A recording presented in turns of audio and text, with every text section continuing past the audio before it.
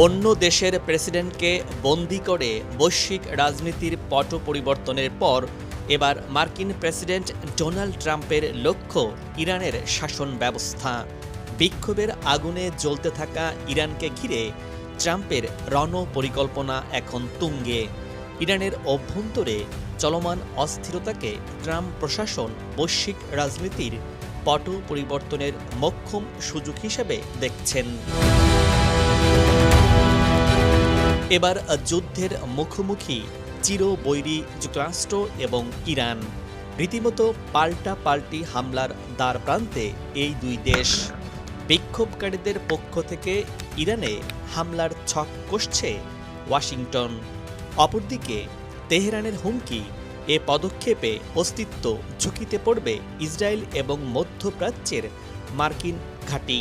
সব মিলিয়ে বর্তমান আবহ যেন যুদ্ধের দামামা বাজার পূর্ব মুহূর্ত। এরই মধ্যে মার্কিন যুক্তরাষ্ট্র হামলার পূর্ব প্রস্তুতি গ্রহণ করেছে। ইরানে অতর্কিত হামলা চালাতে হলে কোন পথে অভিযান চালাতে হবে এবং কোন কোন স্থাপনাকে নিশানা করা হবে সেসব বিষয়েও চিহ্নিত করা হয়েছে। মার্কিন এক প্রতিবেদনে বলা হয়েছে, প্রাথমিকভাবে আকাশ পথে ইরানে হামলা চালানোর পরিকল্পনা আলোচনায় এসেছে। সেক্ষেত্রে ইরানের সামরিক ঘাঁটি এবং কৌশলগত স্থাপনায় আঘাত হানতে পারে যুক্তরাষ্ট্র। তবে হোয়াইট হাউসের একাধিক কর্মকর্তার সূত্রে জানা গেছে, এখন পর্যন্ত হামলার সময়সূচি নির্ধারণ করা হয়নি। ভূ রাজনৈতিক সমীকরণ বলছে, যুক্তরাষ্ট্র যদি ইরানে হামলা চালায় তবে এই সংঘাতের সবচেয়ে বড় বলির পাঠা হতে হবে দখলদার ইসরায়েলকে। গত বছরের জুনে যুক্তরাষ্ট্রের সাথে যৌথভাবে ইরানে হামলা চালিয়েছিল ইসরায়েল, যা ইসরায়েলিদের মনে গভীর ক্ষোভের জন্ম দিয়েছে। সামরিক বিশ্লেষকদের মতে, যুক্তরাষ্ট্রকে সরাসরি আঘাত করার আগে মিসাইল ভান্ডারের লক্ষ্যবস্তু হিসেবে ইসরায়েলকে বেছে নেবে ইরান। ইসরায়েলকে সহজ টার্গেটে বানিয়ে পুরনো প্রতিশোধ নেয়ার চেষ্টা করবে এমন আশঙ্কাও এখন প্রবল। ইরানের এই সম্ভাব্য সামরিক পদক্ষেপের আশঙ্কায় ইসরায়েলে সর্বোচ্চ সতর্কতা জারি করা হয়েছে। আমরা আসছি, মধ্যরাতে আকাশের দিকে তাকান, অথবা আমাদের দূতাবাস খোলা রয়েছে, আপনার পরিবারকে বাঁচানোর এটাই শেষ সুযোগ। এমন সব বার্তা সম্বলিত SMS ঘুম হারাম করে দিয়েছে ইসরায়েলিদের, যেন ইরান ইসরায়েলকে বলতে চাইছে, এটাই তোমাদের শেষ সুযোগ।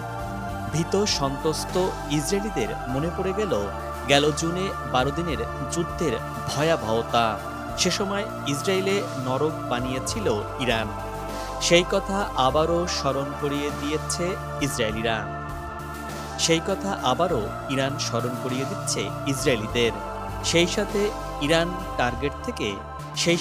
ইরানের টার্গেট থেকে কেউ বাঁচাতে পারবে না ইসরায়েলিদের। এদিকে ইরানের হামলার আশঙ্কায় সম্প্রতি কয়েক দফার নিরাপত্তা বিষয়ে উচ্চ পর্যায়ের বৈঠক সেরেছে ইসরায়েল। ইসরায়েলি নিরাপত্তা বিষয়ক এক উচ্চ পর্যায়ের বৈঠকে অংশ নেওয়া সূত্রের বরাত দিয়ে আন্তর্জাতিক সংবাদ মাধ্যম সংস্থা রয়টার্স বলছে, হামলার আশঙ্কায় ইসরায়েলে হাই অ্যালার্ট বা সর্বোচ্চ সতর্ক অবস্থানে চলে গেছে। তবে এই সতর্ক অবস্থানের বিস্তারিত তথ্য প্রকাশ করেনি তারা। এমনকি ইরানের সাম্প্রতিক পরিস্থিতি নিয়ে মার্কিন পররাষ্ট্রমন্ত্রী মার্কো রুবিওর সাথে ফোনে কথা বলেন ইসরায়েলের প্রধানমন্ত্রী বেনিয়ামিন নেতানিয়াহু। একটি ইসরায়েলের সূত্রের দাবি, তাদের আলাপের মূল বিষয়বস্তু ছিল ইরানে মার্কিন হস্তক্ষেপের সম্ভাবনা। নেতানিয়াহু আর রুবিওর ফোন আলাপের বিষয়টি নিশ্চিত করলেও আলোচনার বিষয়বস্তু গোপন রেখেছে মার্কিন কর্মকর্তারা। হোয়াইট হাউসের পরিকল্পনার অংশ হিসেবে এরই মধ্যে আমেরিকার আকাশে এমন এক বিমান ওড়ানো হলো, যা সচরাচর আকাশে ওই বিমান দেখা যায় না। অত্যন্ত সংবেদনশীল বিমানটি প্রস্তুত রাখা হয়েছে জরুরি সময়ের জন্য। ইরান যুদ্ধ সামনেই, এটি পরিণত হতে পারে বিশ্বযুদ্ধে। পরমাণু যুদ্ধ লেগে গেলে যখন ভেঙে পড়বে সব প্রতিরক্ষা ব্যবস্থা, তখন সেই মুহূর্ত থেকেই ডানা মেলবে এই বিমানটি। অর্থাৎ এটি তখন হয়ে উঠবে আমেরিকার উড়ন্ত পেন্টাগন। ইরানি হামলার ব্যাপারে সিরিয়াসলি চিন্তাভাবনা করছেন ডোনাল্ড ট্রাম্প। হামলার সম্ভাব্য উপায় নিয়ে ছক কষা শুরু হয়ে গেছে হোয়াইট হাউসে। ঠিক এই মুহূর্তে এই বিশেষ বিমানের মহড়া চালালো আমেরিকা। এই বিশেষ বিমান প্রকাশ্যে এনে আমেরিকা বোঝাতে চাইছে যুদ্ধের জন্য পুরোপুরি প্রস্তুত যুক্তরাষ্ট্র। আমেরিকার এই বিশেষ বিমানটির নাম E-4B নাইট ওয়াচ বা একে ডোমসডে প্লেন নামেও ডাকা হয়। এরই মধ্যে এই বিমানটিকে লস অ্যাঞ্জেলস এয়ারপোর্ট থেকে অবতরণ করতে দেখা গেছে। এর আগে গেল 6 জানুয়ারি এটি নেভাস্কা থেকে উড়ে ওয়াশিংটন ডিসির কাছে একটি সামরিক ঘাঁটিতে গিয়েছিল। এটি কোনো সাধারণ যুদ্ধ বিমান নয়। এটি এমনভাবে তৈরি করা যে পারমাণবিক বিস্ফোরণ থেকে তৈরি হওয়া ইলেকট্রোম্যাগনেটিক পালসের কোনো ক্ষতি করতে পারবে না। অর্থাৎ পৃথিবীতে পারমাণবিক যুদ্ধ লেগে গেলেও এই বিমানের ভেতরের সিস্টেম সচল থাকবে।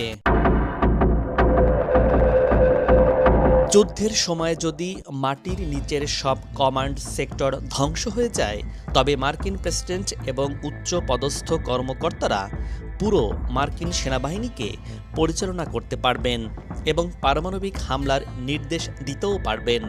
এই বিমানটি 70 দশক থেকে সার্ভিসে রয়েছে, তবে এগুলো সাধারণত খুব একটা জনসম্মুখে আনা হয় না। চলমান উত্তেজনায় বিমানের মুভমেন্টকে শক্তির মহড়া বা এক ধরনের ওয়ার্নিং হিসেবে দেখছেন বিশ্লেষকরা। গেল কয়েকদিন ধরে ধারাবাহিক হুমকির পর এবার ইরানের হামলার বিষয়টি বিবেচনা করছেন মার্কিন প্রেসিডেন্ট ডোনাল্ড ট্রাম্প। মার্কিন সংবাদ মাধ্যম new York Times Wall Street journal সাম্প্রতিক এক প্রতিবেদনে এবং সংশ্লিষ্ট কর্মকর্তাদের বরাতে এই তথ্য সামনে এনেছে। ইরানের সম্ভাব্য হামলা নিয়ে ট্রাম্পকে ব্রিফ করেছেন সংশ্লিষ্ট কর্মকর্তারা। তারা ট্রাম্পকে একাধিক বিকল্প দিয়েছেন। কেবল ইরানের সামরিক ঘাঁটি নয়, বরং দেশটির বেসামরিক কিন্তু কৌশলগত স্থাপনাগুলো ট্রাম্প নির্দেশ দিলেই সেগুলোতে ব্যাপক আকারে বিমান হামলা শুরু হতে পারে। মূলত ইরানে বিক্ষোভ দমনের বিরুদ্ধে শুরু থেকেই সরকারকে হুমকি ধামকি দিয়ে আসছিল যুক্তরাষ্ট্র। এবার তেহরানকে ভয় দেখাতে মধ্যপ্রাচ্যে সামরিক উপস্থিতি জোরালো করছে ওয়াশিংটন। একাধিক সূত্রের বরাতে বিভিন্ন সংবাদ মাধ্যম বলছে, সপ্তাহ ধরে অঞ্চলটিতে বিপুল পরিমাণ সামরিক সরঞ্জাম স্থানান্তর করেছে ট্রাম্প প্রশাসন।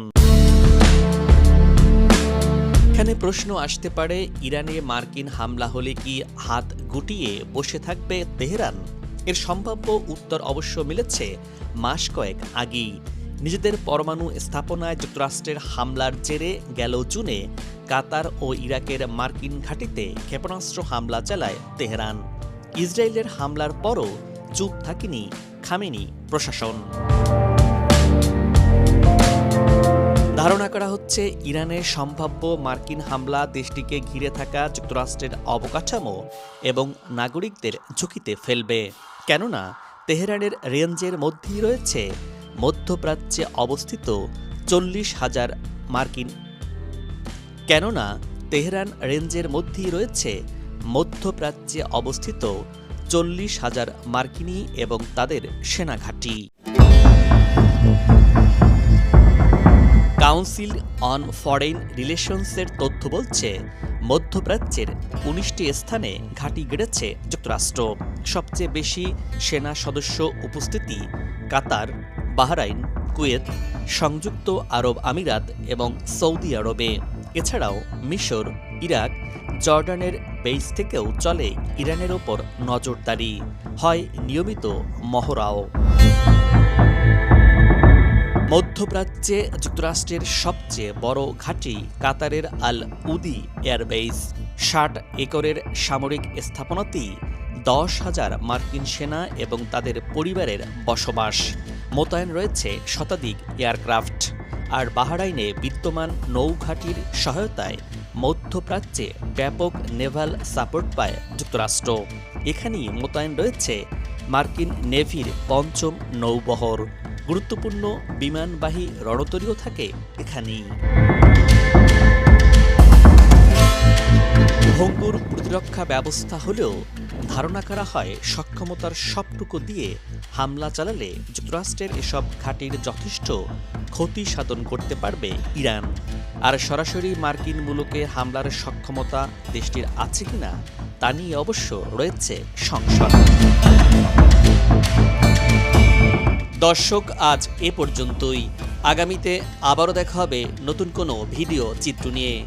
ভিডিওটি ভালো লাগলে আপনার মূল্যবান মতামত জানিয়ে ভিডিওটি শেয়ার করুন। ভালো থাকুন, নিরাপদে থাকুন এবং সাথেই থাকুন।